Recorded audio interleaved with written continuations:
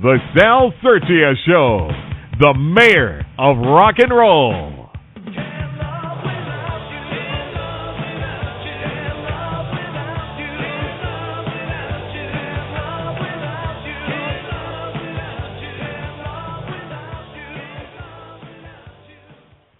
You know, that song, every week we got the Can't Love Without You. This week we should have had a song called, Joanne, you know that song by, what's her name? The one that goes, come on to my house, I'm gonna give you candy. Oh, yeah.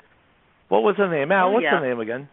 That's Rosemary Clooney. And Rosemary Clooney, man. I should have had that song on, being that was the opening up to a show me and Al did called, Al's show. I was just an actor in there playing Uncle Sal's show called Life Together. I'm going to do a quick introduction, get Albert Ali happening here. Albert Ali, baby, is a writer, director, producer, actor, filmmaker, and singer, man. He even gets up on the stage and sings Elvis songs everywhere he goes. Albert Ali was born in Brooklyn, New York on November 2nd, 1970. That is exactly 10 years and 1 day younger than me. I was born November 1st, 1960. Al was born another 10 years later, 10 years and 1 day later. Imagine that. Yeah. At 9 years old, man, his mother moved him to Queens.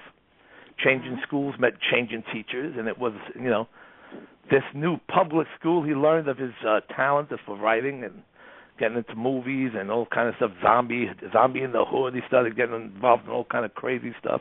But I mean, This stuff is right below the link if anybody's listening, so you can read all that. I don't have to read the whole thing because I'll be here for 3 hours. So let's.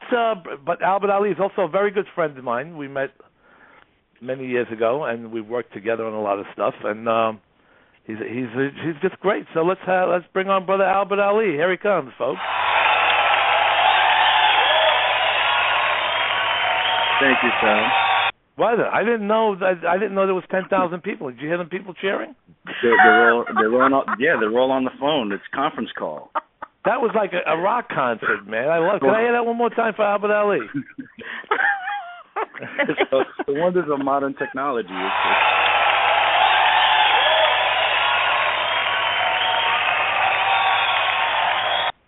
Right. Al, you got to say thank you very much. Thank you very much. So, brother Al, man, what's been happening? You know, well, I mean, we could go back if you want to, like, give us a little, all those thousands of people out there listening. You want to give them a little idea, besides what I said. But when you really started getting into the whole movie business and really want to become an actor and a filmmaker and all that kind of stuff, give us a little story there. I think I delved into the whole filmmaking thing right at the end of 1999.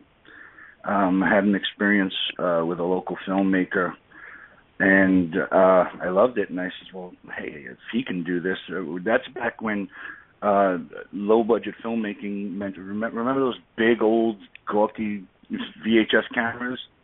Oh, I have one. I was just looking at it before, man. I still have one where you put the videotape right in the camera.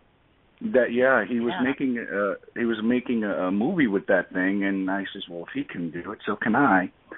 And from there, it's history. I mean, I've done off-Broadway plays, which is actually where I really delved into being a director. My cousin introduced me to her company director, and he became my mentor, and I learned to direct under him. One of the greatest... I'm sorry, go ahead. No, I was going to say he's one of the greatest undiscovered talents. You know how it is, this business. There's so much talent out there that's been undiscovered, and sometimes they stay that way. But, you know, it's for a reason, and I believe the reason was for him to pass it on to me. Hey, John, what do you think? You see the picture of Albert Ali in the movie Cross the Line with the Gun and playing Coletti. Is he scary in that? No, what do you think? He is scary in that. And I was like, oh, my God, the visual is right on. So it looks like it's a popular movie. Was that a popular one for you? You know, I didn't think it was going to be. Yeah. Yeah, we went to the ringer shooting that thing and having it edited, and I just thought it was so bad it wouldn't become popular, and it got signed by a really small distribution house, and it just took off. But we won't get into the backstory of what happened with the distributor. But yeah, the movie ended up everywhere, and it sold tons and tons of copies, and I just couldn't believe it. You know what, Joanne? You got some pretty good names in the movie. You know, remember we interviewed Debbie Rochon. She's in the movie doing the scene with me and Al. Me and Al did a scene together with her in the hotel room, and I played the rock star Dean Michaels.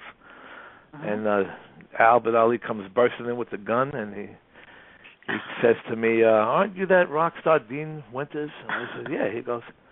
He says to me, "Well, your music sucks, so get out of here." So I said, "Oh man, it's some cold stuff." They threw me out of the room. I was with my hooker, Debbie Rochon, at Fox, and I got kicked out of the room by Coletti. How cold is that? Just for the record, That's so cool. I don't get sued, Dean Winters was one of your co-actors on Oz.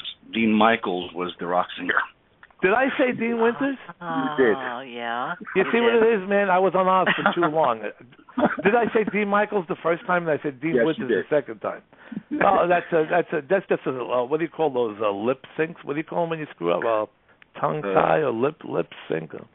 I don't feel bad. I had Thomas Waits from the Warriors on my show, and I kept calling him Michael Waits. So I mean, my brain is fried here. But also in the only movie, Sal could get away with this. Yeah, only I could. You're right. I mean, you know, with anything that I do, you know, only I could get away with wearing pink Converses and things like that. Well, you know, I heard that show, by the way, with you and Debbie talking about me, and just to save my own ass. Debbie knows I love her. I adore her. She's one of the sweetest people I've ever met in my whole life. And yes, I am a huge fan of Debbie's. But Debbie, if you remember, Sal, Debbie back then, years ago, was very, very private. And she never gave me her address. And we spoke for a while after that, but remember how long it took to actually get this movie edited. And then I contacted her a few times. She never responded. So I just left it alone. Oh yeah, well, you know that she was only kidding. We were only busting chops because Debbie Rochon does about 20 movies a week. So I mean, she probably forgot what movie she thinks about movies from years ago that she never even saw. You know, doesn't even know if they came out. She just keeps working. You know. But Joanne, Albert Ali did a cool a pilot that I'm also in. I worked with it. I worked in two things with Al.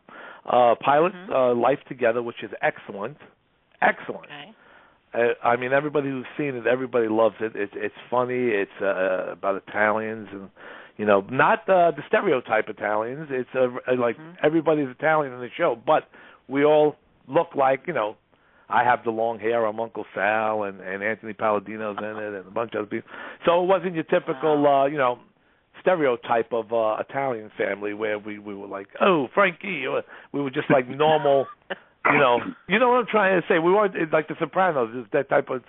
We weren't that. Right. We were no, like no bada bing, like bada boom, and all that. Right. There was no bada bing, bada boom. It was more like Italians that would live in the village in Manhattan, the more artsy type of where the apartment where we filmed, right? Lal had posters everywhere and rock and roll things, and I had the long hair and different.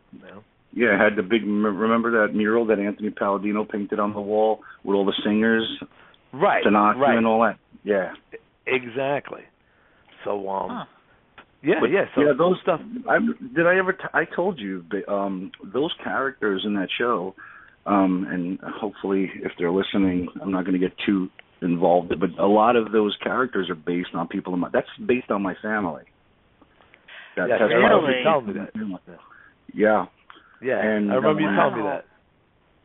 And I really I was so nervous about shooting that thing. I never shot anything for television before. It was my first thing, but I loved the idea so much. I said we got to do something. And I remember the guy, what's his name, Randy, from the old television network LTV, wanted me to shoot a test for it.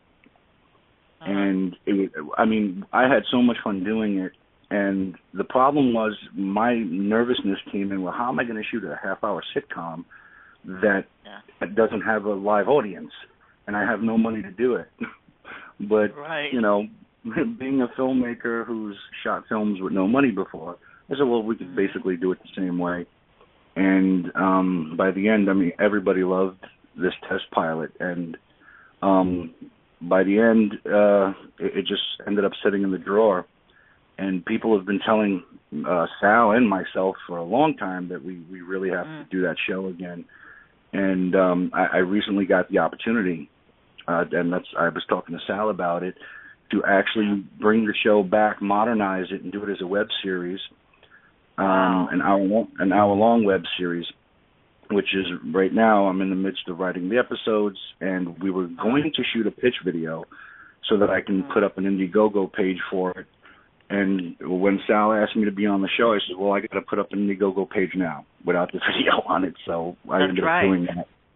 Yeah. How does your family feel about that, though? How do they feel about the fact that the show is about them, or that the show mirrors them? Is that okay with your family? They don't know. Okay. No, okay. Because it's a silly. It really is. I have my family is really weird. I come from, believe me, I come from a huge family. My grandparents had 9 kids. Okay, wow. 8 girls and 1 boy, and I got a ton of cousins. My aunts are not old lady aunts. They're very. I'm only a couple of years younger than some of my youngest aunts. Wow. They were all babies when I was born. My mom had me at an early age, but they're all very cool and down to earth and fun to just hang out with. They're not old ladies. Wow. My mother's oldest sister is I think going into her 60s, and if you remember Sal, the mother, remember Anthony Palladino's mother? Sure, played by what's his name? Tony Mason. By the way, Joanne, the mother was played by a man in drag. You're kidding? He was great too, though. He was great. It was played by. It was, and he had, and believe it or not, it was a good. It was one of those happy accidents. We couldn't find an older Italian woman to play the mother, and he said he would do it. And I said, well, he said I'd shave my legs and do it, and he did. And you're going to leave that in? I mean, it's in there. It's in there. The pilot was already shot. You mean they're going to leave it in again if he does it again? Is that what you mean? That's right. I don't know. I don't know if I'm going to leave it in again with the newer show, but it could, must because have been hysterical. It fit for it fit for what we were doing at the time, but we're pretty much modernizing the show, and instead of a half-hour sitcom, it's more or less going to be shot like a single-shot sitcom, a single-camera shot sitcom, like The Office or 30 Rock, that kind of thing.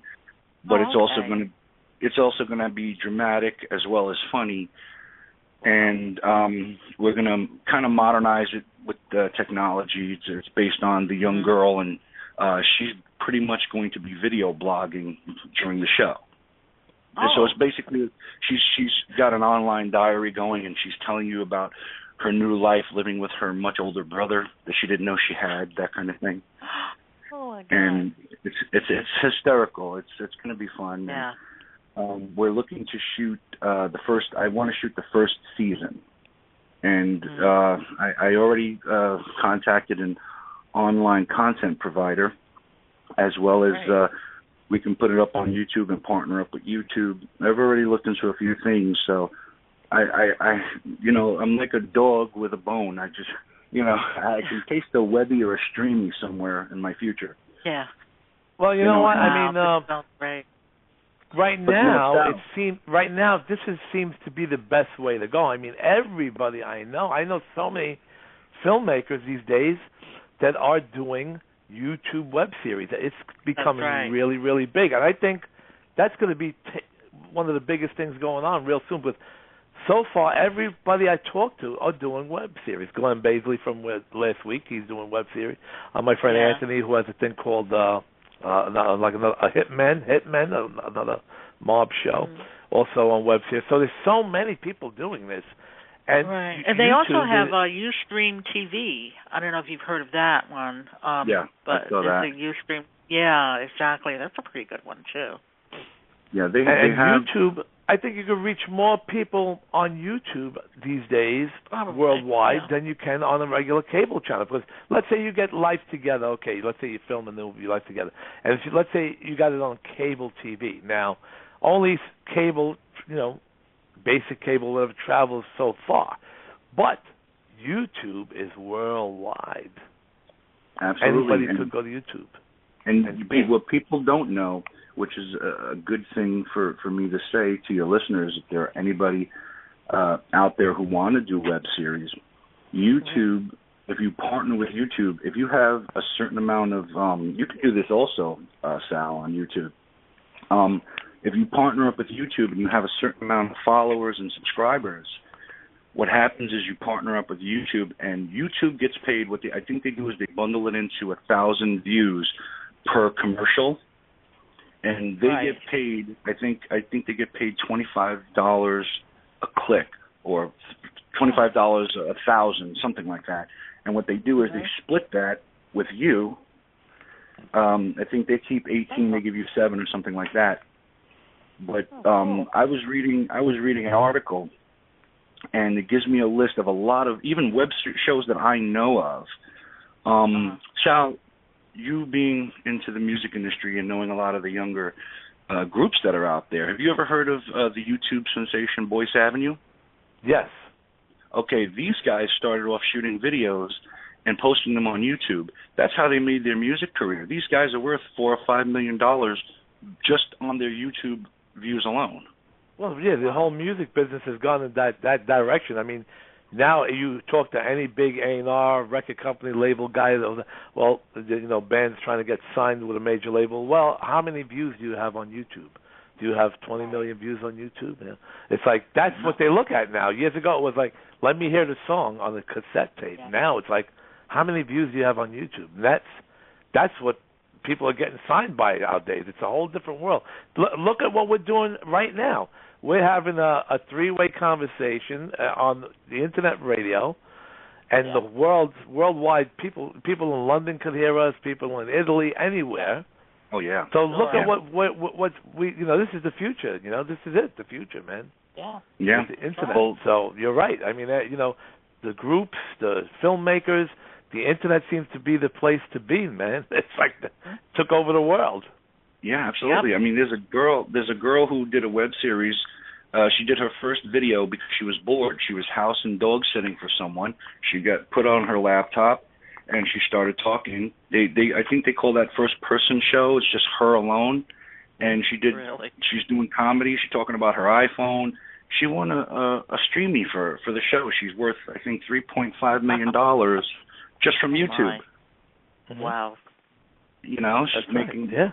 People are making money, and and I says, you know what? I said I need to throw my hat in the ring. I'm doing so many other things, and I have such a I had a choice because, Sal, as you know, originally I wanted to do Cross the Line as a TV show, and then I ended up doing it as a low budget film. But the script for the pilot is still in the works. But I says, well, what can we do aside Cross the Line, because that gets into costly because there's a lot of action and special effects in that. And I says, what can I do? And a couple of people I was having a conference call, and even you remember Chris, the editor. Sure. Even he said, well, why don't you do Life Together? He says, well, he's not the first person who's told me that. And I says, well, if I revive it, I have to modernize it. And of course, we got to recast certain parts. I mean, the young girls in college by now, so, So we would have to recast. And I came up with the idea, and I actually wrote the scene that I wanted to do for the pitch video, and it was hysterical. And I said, yeah, I got to do this. I really got to do it. Yeah, that sounds good to me, brother. Yeah, you got to do it. There's no doubt about it. But I knew I had to revive the role of Uncle Sal. Oh yeah, well you can't. How are you gonna have a great show without Uncle Sal in there? I always tell filmmakers and people, I tell them all the time, like Joe Spinell used to say, you have to have me in this show. If Uncle you don't, Sal it won't be is successful. my favorite character. Baby. Well, hold that note right there because we're going to go to commercial right now, and we will be back momentarily with Albert Ali, folks. Here is a well-documented fact. Humans spend approximately 33% of life in bed. That's a good reason to consider bringing your bed into the 21st century with Function All Linens. They'll change your bedtime forever. Designed for every kind of bedtime you can imagine, these fun and functional bed sheets have his and her side pockets that hold pretty much everything but the kitchen sink. The pockets allow you to have your cell phone, iPad, remotes, and anything else you need within your fingertips' reach at all times. No more cluttered nightstands. No more fumbling around in the dark. Simply reach for your pocket. Experience the affordable comfort and pure luxury that only Function All Linens can offer. For more information or to order, visit functionall-linens.com or beddazzle.com. And we're back, folks, with Brother Albert Ali, filmmaker, director, writer, actor, casting director, singer. Jeez. You do more than me, brother. I don't say. How come all those talented guys do so much? We have so much talent. We all have 35 cents in our pocket. I can't figure. I don't get it. I have no clue. See, but you're living my dream right now. Am I really? No. Let me explain. I have sworn for years that in this business, I am going to touch every facet of this business. I am going to get into every area of entertainment, and I've been trying to get myself on Sirius Radio to do a radio show. You are living my dream right now. Thanks, brother. Yeah, radio is something that I've always wanted to do. I mean, I love entertainment, and I love being in the films and acting. And you know me, I don't act all the time. I only do it when I feel there's a part that calls for it. Yeah. And you are a great actor. I'm not just saying that because you're my friend and I'm on the radio and I'm trying. You really are a great actor. I mean, when I watch Cross the Line, you were that movie. I mean, there's no doubt about it. That movie was you. I mean, you had some big names in there too. Tina Krause is fantastic. By the way, I got to ask you. Till this day, I can't understand how you survived doing that love scene with Tina Krause, but I probably would have died. You know, I don't know how I survived it either. I mean, it's still late. And you know what's funny is it was the first. Joanne liked that one.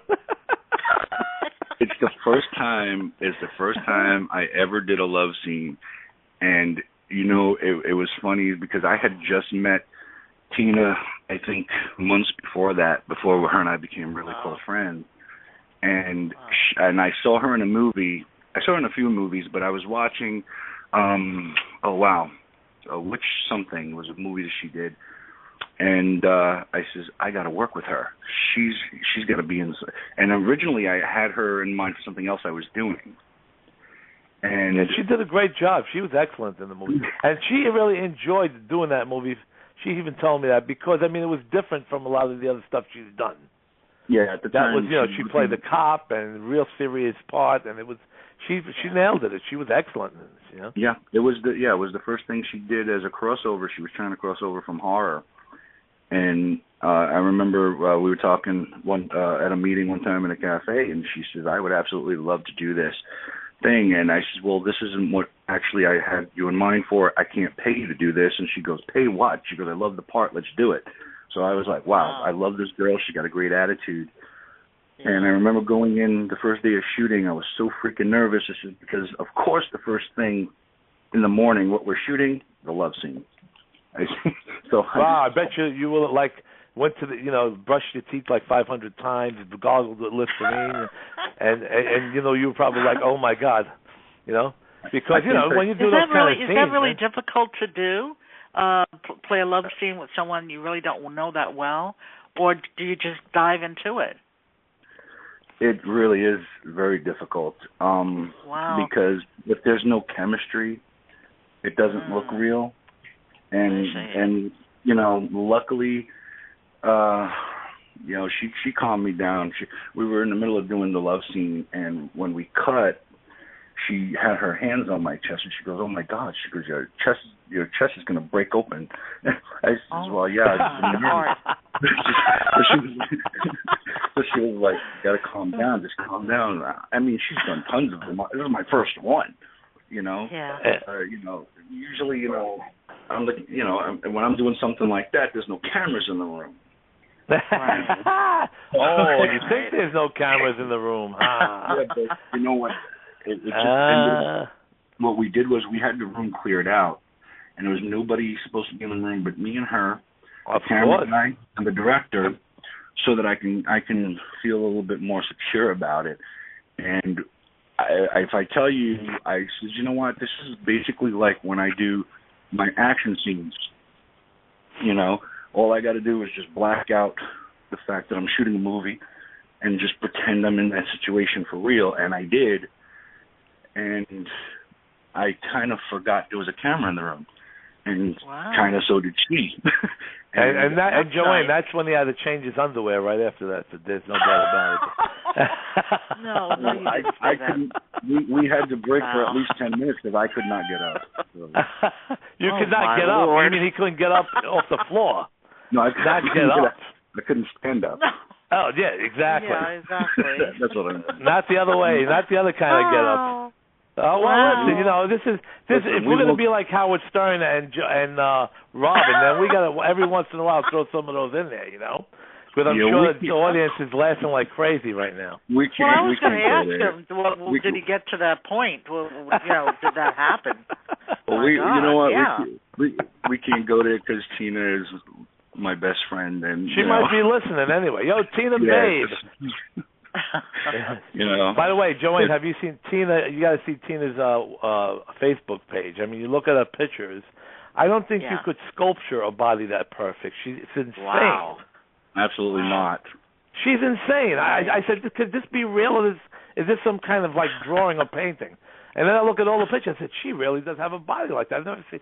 It's like I don't think Picasso. What's his name? Picasso could sculpture something that perfect. Yeah. And Tina's like right now. If Tina's listening, she's like, Sal, I love you, baby.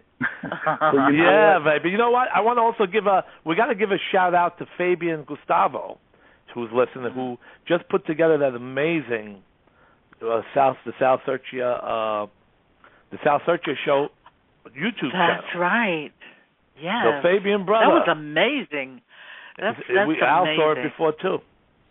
Yeah. Yeah. It looks great work. It looks good. Looks really good. Yeah. That's my very good friend Fabian Gustavo, man. He's probably listening right now and say, "Yeah, Sal, keep it up. I love it, baby." Yeah, I'm gonna subscribe. It looks really good. Oh yeah, he's amazing.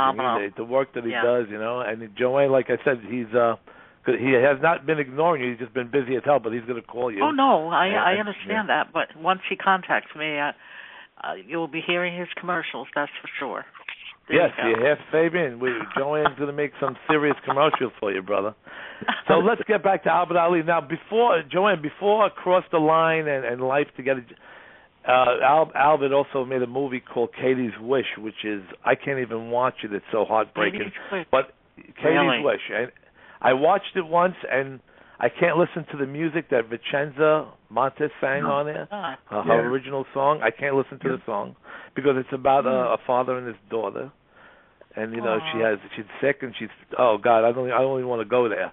So that was an incredible piece of work he did with that. Because when you could get that deep, and the actors were all great, right, Al? Tell them a little bit about it. Absolutely, they were great. Brittany, who played Katie, absolutely fabulous job. I mean, we were crying when she was doing her part. That's how good she was. And but the movie is based on a single father raising his 14-year-old daughter, actually 13-year-old daughter. She's supposed to turn 14 in the movie, and she has leukemia. And she has come to terms with. She's been in remission. She comes to terms with the fact that she's going to die. But the last thing she wishes is for her father not to be alone, And then in comes this love interest who also catches Katie's fascination, and now Katie cannot handle the fact that she's dying. But the roles kind of reverse, and it's actually inspired by a true story, by the way, so you know that. And she kind of has the role of the parent where her father can't accept it, and she's moved on with the fact that she knows she's going to die and all that. Yeah. And he can't face it. And that's, it's a powerful, really strong movie. And these movies are all available. Anybody wants to buy your movies, Katie's Wish, Cross the Line, how could they get that? How could they get it?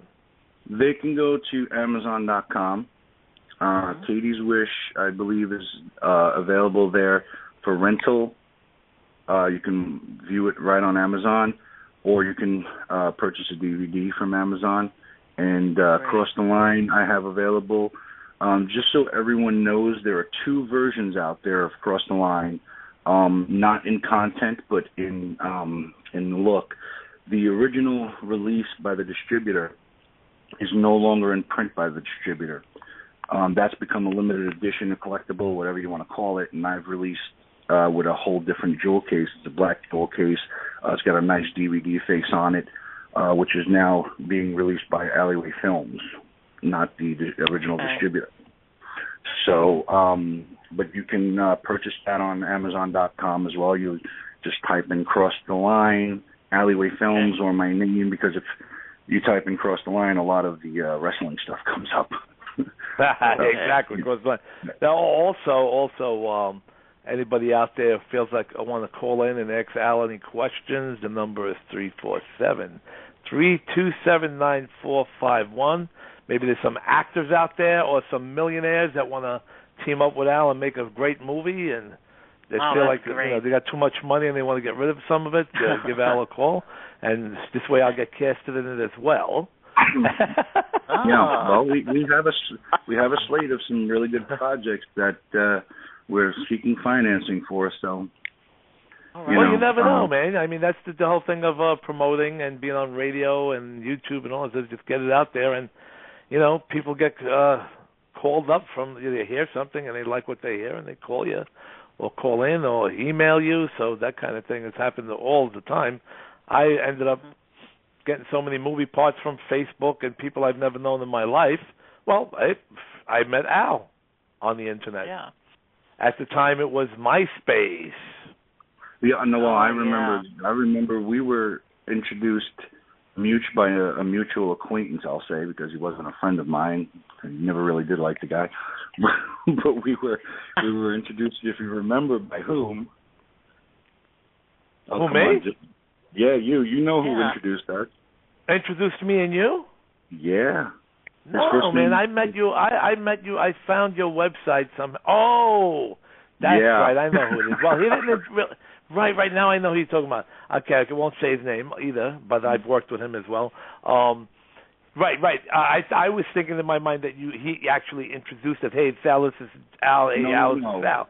No, he told me about you. Yeah. Right, he told me about you, and he sent me your website, and I emailed you that night, I remember, and we started chatting from there. We started saying, hey, my birthday's November 1st. Hey, my birthday's November 2nd. Wow, we're both Scorpios. Wow, we're both actors. Yeah, so that's how me and you became friends. I remember it like it was yesterday. Absolutely.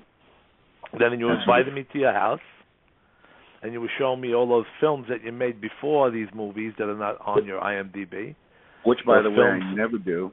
I never invite films. To my house. He's done a lot more films, Joe, and it's just not on IMDb, and they're not released. So you see Al doing some good acting, a lot of good karate fighting, kung fu fighting, a lot of good stuff happening in there. But that's when I was younger, before I could bust a hip, Yeah. And how does he prepare for the kung fu fight? You're not martial arts, are you, Al? Yeah, I'm actually trained in martial arts. Yeah, I took when I was younger.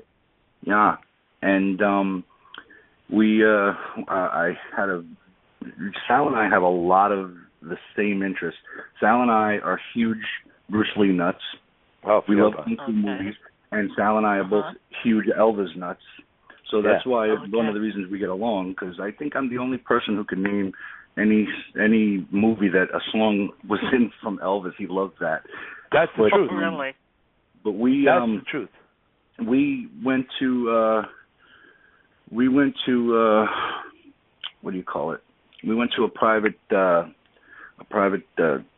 teacher when I was a kid, and it just escalated my fascination with the arts. And when I started, I've always been into films and movies, and when I was a kid, I always say music and television saved my life, because I would probably be dead if that wasn't in my life.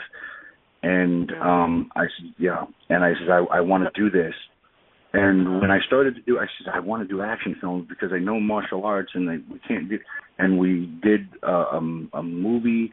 One of the first films that I actually did that we completed years ago was called Beautiful. And the original, we scratched the original plot because when we first did that movie, that's back when 9/11 happened. And we had, cops or firemen being killed, and we couldn't do it. Yes. After that, so but it was a really good movie. There's a lot of we did our own stunts without safety nets, jumping off of things. I remember the first early morning shoot, first scene I was shooting. I had to dive over a car, and as I was running at the car and I did a dive, my legs stuck into the front fender of the car, and it ripped my knee open. And I didn't realize it until after I called cut, and I kind of felt the draft, and I looked down, there was a hole in my pants, and I looked, and I was bleeding profusely. Wow. And I says, it's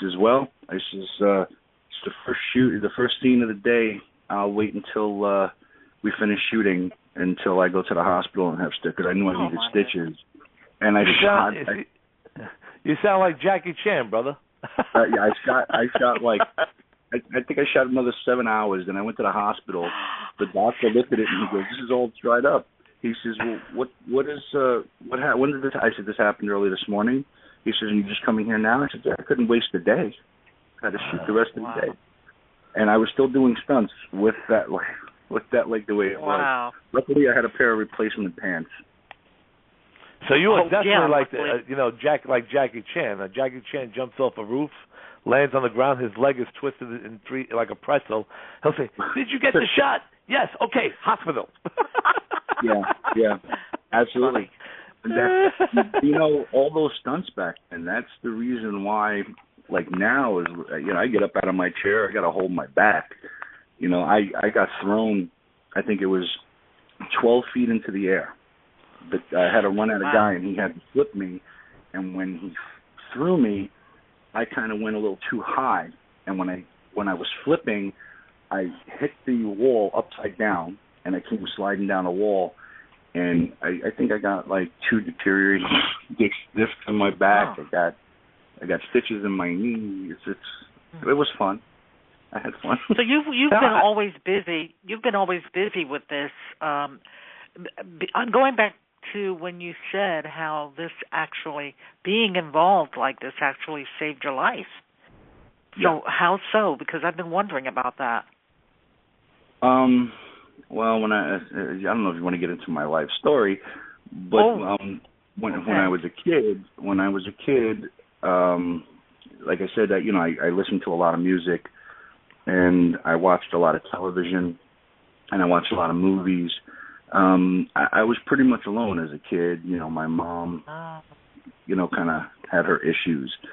And picture being 12 years old, you live with your mom and you don't see your mom for 2 weeks straight. She's not home.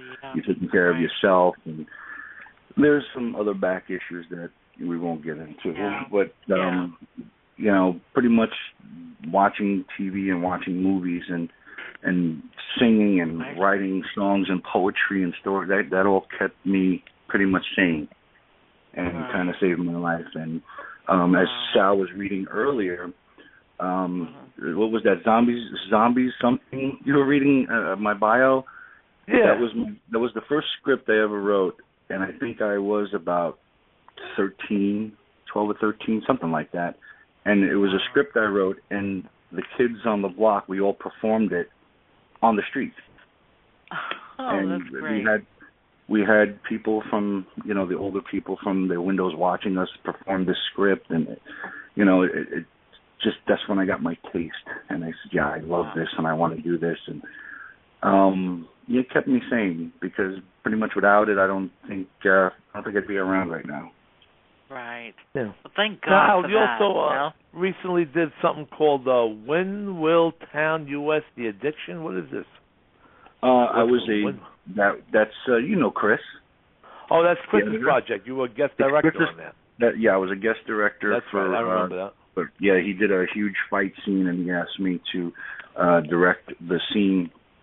Brother Chris is probably listening. We're going to give a shout out to Brother Chris. I know he's listening because I sent him the link in his mail, so he's probably sure. He's talking about Chris, who worked with us on Across the Line and the picture holding the camera, right? Absolutely. The camera, Brother Chris is listening. Chris actually saved my ass twice. When I first met Chris, was on Across the Line, and he came on as a PA. He was he actually came to be as a PA, and you remember Big Dave? Dave found out. Brother Dave. Brother Dave, and he found out that Chris also was an editor, and he says, "Well, Al's looking for an editor to re-edit." At the time, it was Katie's Wish, and he says, "Oh yeah," he goes, "I'll take a look at it." He looked at it. He couldn't believe what he was looking at, and then when he saw all the footage, he goes, "Now I know why it sucks." He goes, "The guy didn't put all the footage in. Chris cleaned it up, and he's a miracle worker. He's a little odd, and he knows I feel he's a little odd, but that's what makes him good." Well, that's it. I mean, the odder you are, the freakier you are, the bigger star you are. You got to be crazy to become a star. That's all. And he saved my ass with Life Together too, the original test pilot. He re-edited that. So he pretty much, and then he saved. I guess I should have said 3 times because he saved my ass across the line from the original edit that took so many years to get. And then when I got the footage and handed it over to Chris, he must have re-edited that film 4 times before he actually fixed it. Right. And I'm really grateful to him. He's very talented. And Chris is loving this right now. Brother Chris is listening and saying, "God damn, you guys are all right." And he's coming into his own as a director too. He's got some good projects, but Windmill Town, that was me guest directing for a big fight scene he was doing. There's a bunch of little stories, is what it is, different stories. Yeah. And he asked me to guest direct for the fight scene. He was doing a martial arts fight scene with stunts and things, and he asked me to get involved. And you have a lot of experience with that. I mean, that Chinese guy that you have in all your movies, who I think is phenomenal. What's his name, that guy? That's Zhu Ting Moi. That guy is the real deal. I mean, I watch the stuff he does. Oh yeah. Oh yeah. Even when you have you look at some of the behind the scenes, you watch Across the Line, and then while he's eating his lunch, he'll stand on one leg and turn himself into a chair. And he'll put his soda on the side of his foot while he's sitting there, right, eating on one leg. Yeah, he and he does all those. I watch the stuff that he does. I mean, that guy's the real deal.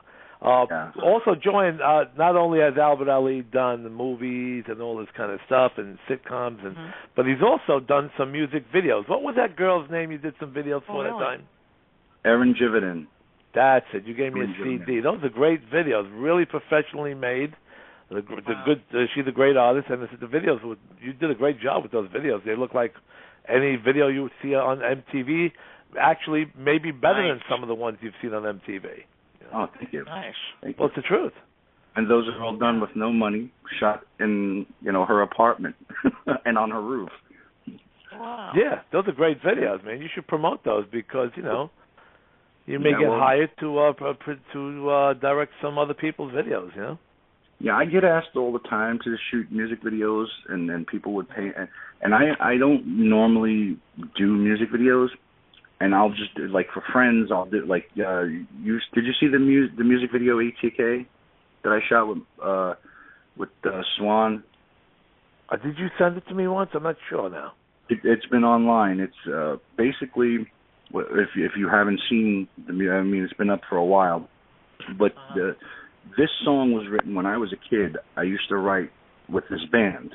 I used to write songs with this band, and Swan has been a friend of mine since, you know, I had a runny nose and wiping it on my sleeve. That's how far back I go with him. And the song ATK is short for Arthur Thomas Kniff, who just recently passed away this year of, he had AIDS, HIV. And as long as we've known him, he's had it, since I was a little kid, and he just lost his battle with it. But the song was basically written for his brother, and he wanted to do a video to this thing. And I says, well, if we're going to do a video to it, I'm going to get really into, because that's what I do. I get really into the heart of it. You know me with my emotional and I love doing action films, but I love to do more the down to earth stuff, the stuff that gets to your heart, you know.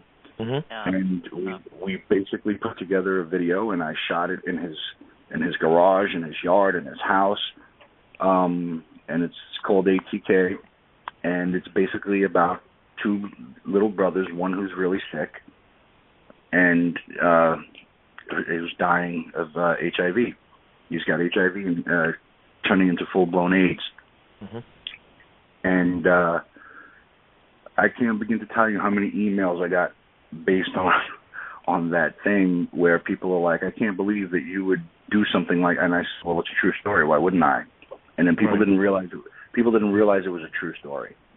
Right. Wow. You know, and I says, negativity, you know, it's still publicity. You know, it's the way I look at it. But, you know, people enjoyed it. It was shot, again, you know, it was shot for nothing, no money. I didn't do it any money. We shot it with the camera. We had a boom mic. I don't even think we had a mixer because, you know, there was certain things I was trying to get with audio because there is some acting in it before the music comes on. Because I believe in telling a story. I like to watch music videos that have a story to it. So I like Michael Jackson videos. Michael Jackson always has like a mini movie before his stuff. Oh yeah, right, exactly. Thriller was like about $10 million to make more money than most movies. You just forget about it. Like $20 million. I don't even know exactly what Thriller was cost with the zombies and all that, but I know it was like more than like 80% of the movies that are out there. That video costs more to make than the movies. Yeah. Oh, absolutely. But but like I said, I keep like the music video thing. I keep that just for people I know because I come from music. I've done music. I've recorded. I've sung. I've written lyrics for people. But it's just not me. I like to write stories. That are longer and tell. For me, the music video thing. There are people who specialize in doing music videos, and just leave that to them. But I friends who don't have the money to pay for somebody to do a music video, I'll come in and roll up my sleeves and do it. Nice. What is your favorite thing to do? Yeah, but if somebody comes with, Oh, I'm sorry, Joanne, I didn't hear you. Go ahead. I've been asked that question. Believe it or not, I've been asked that question. Yeah. If I've had the choice, writer, director, actor. Well, because you do so many things, just like, do you have a favorite to do? Because you do a lot of stuff, and I think that is fantastic.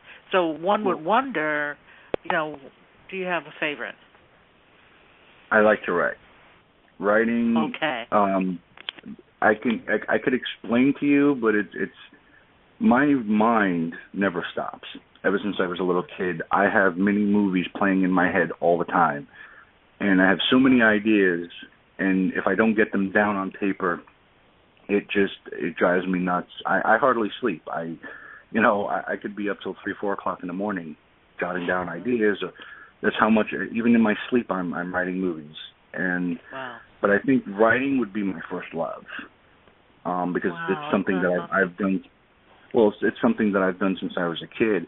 And if you Sal read my bio before, that when I moved here and I started going to school here, when I went to junior high school, and I hope she's listening right now because her and I have become very close friends. my teacher, my English teacher, is the one who discovered the fact that I can write. Really? Okay, and she pulled she was my, I think it was, no, it wasn't, was it junior high school or high school? It was junior high school. I think it was 8th grade or something. And she basically noticed my talent for writing, and she nurtured me and encouraged me to do it. And her and I have become friends now. We met up on Facebook, and she remembered me. My son was in her class once, and she couldn't believe when she recognized the last name. And when I went up for parent teacher, she goes, "That's your son?" I said, "Yeah." She goes, "Well, I wouldn't believe it because you're so different, because my son is a troublemaker, my oldest." And I was an A student. Right.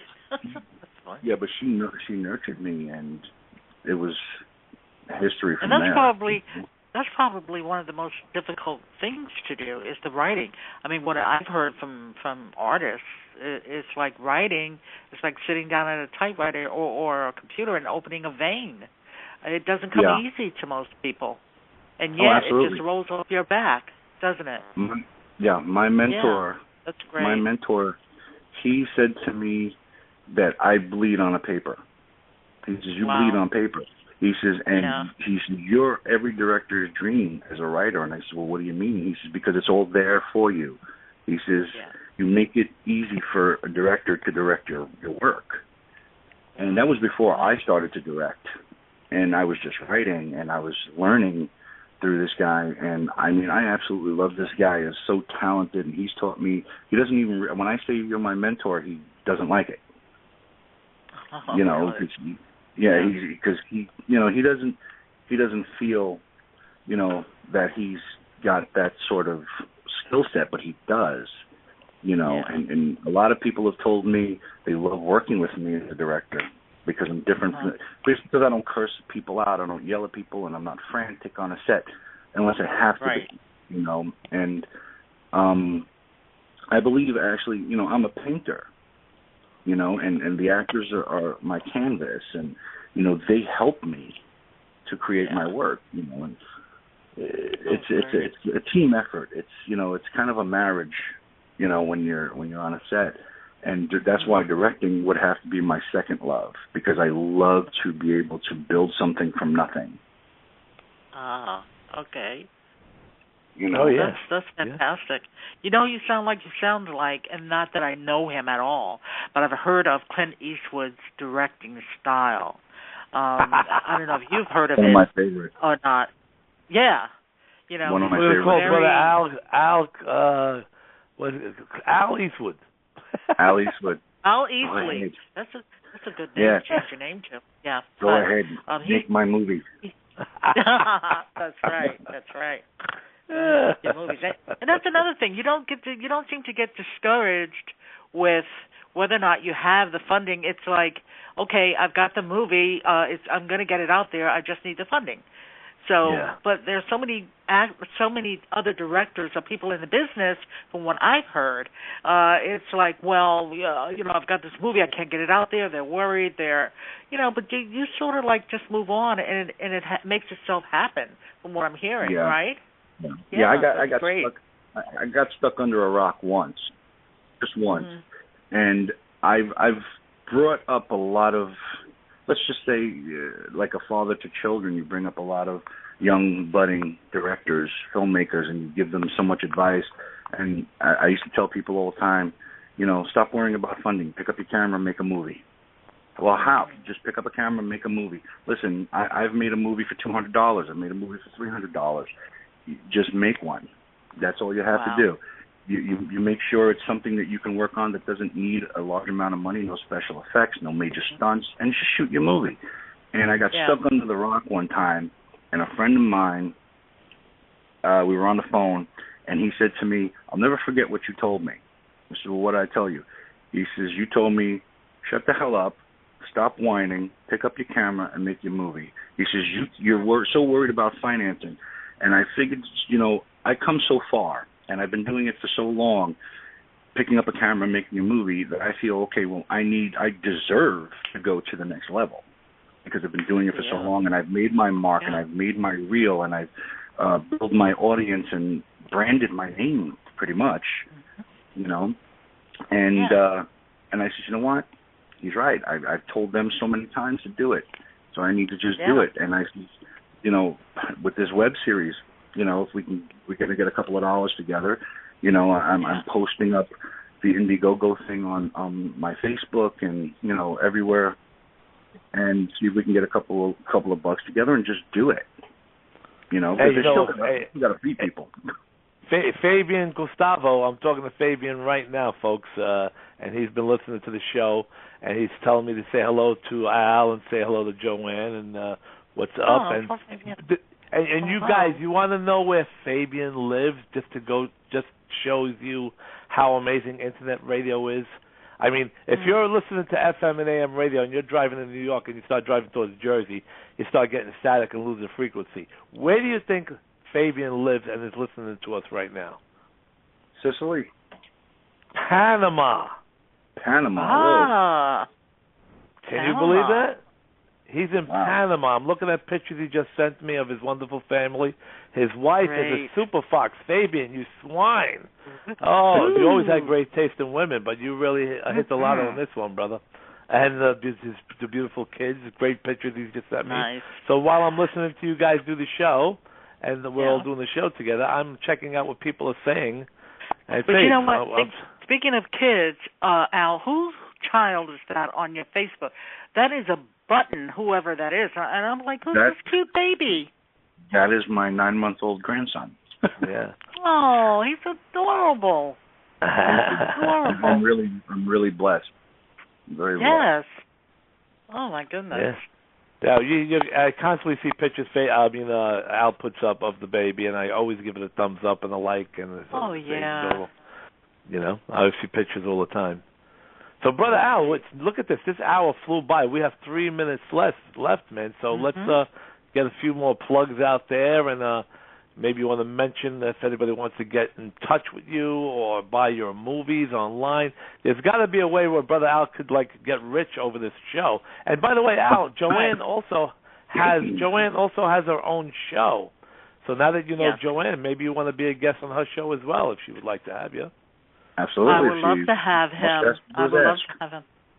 I'm doing a live show on YouTube also, but I'm gonna give you a call and let you know what's going on. Okay. Yeah, the more people you reach, the more shows you're on. That's how you start making some noise. You got to be out there. Oh, yeah. And it's just like a band. A band used to have to play the clubs. You have to be out there playing the China Club, the Limelight. That's how I became the mayor of rock and roll, from being out there. So these days, you could be out there right from your living room, baby, worldwide. Absolutely. Well, if anybody's interested in getting in touch with me, they can email me, Allie-Way Films, ALLIEWAYFILMS @AOL.com.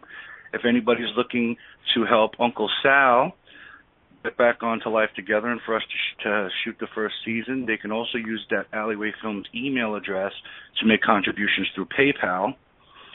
And I will also, if it's okay with Uncle Sal, that I will post the link to the site where they can go donate. Put it on my wall, brother. Use my wall. Post anything you want, man. Okay, so I'll also post it on mine. Post it on Joanne, too. Joanne's a bigger star than me.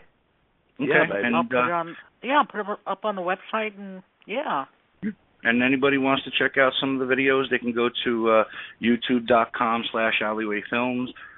Check out the music videos we were talking about. You can check out some clips of Cross the Line, whatever you want. And tomorrow, Joanne always lets me know, tomorrow, how many people were tuned in worldwide, how many people were in the chat rooms, all that kind of stuff. So tomorrow we'll let you know. I'm sure you're excited to hear how many people are actually listening to us maniacs tonight. And it's always, like I said, we always get some guests 5,000, some guests 11,000, but even on a slow night, we always get 3,000 or 4,000 people, right, Joanne? That's right. Well, even on a slow night. I told you, I'm not a name, so you probably had about 3 or 4 people listening.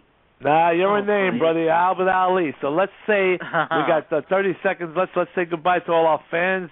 Albert Ali, brother, I love you, man. Thank you for being on the show. Joanne, you are the best. And you guys say something quick. All right? All right, love you guys. Thank you for having me. You too. Okay, this has been the Sal Sirchia Show. Cheers, folks. Till next week. Thank you for listening. This has been a Mathis Media Hub production.